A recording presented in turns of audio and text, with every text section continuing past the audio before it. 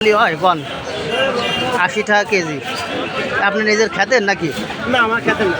হ্যাঁ? মরিচের দাম বাড়াতে আপনাকে উপকারী হচ্ছে। মরিচ আর আলুর সাথে পেঁয়াজের একটা সম্পর্ক আছে। যে কোনো কায়দায় মরিচের দাম আর পেঁয়াজের দামের সম্পর্ক আছে।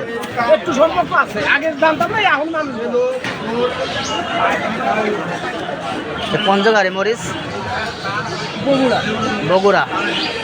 মধুখালীর মরিচটা কি ভালো? মধুখালীর ওখানে বলে এখন ধরি না। লাল আছে, লাল আছে। করা জাল না হলে কিন্তু ফেরত ভাই, বুঝছেন? জাল না হলে কিন্তু বিকালে ফেরত দিয়ে যাবা না।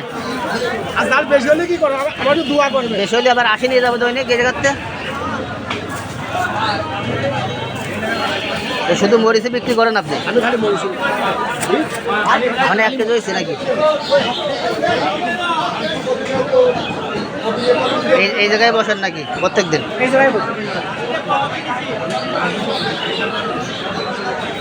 ওই বাসা কোনটা?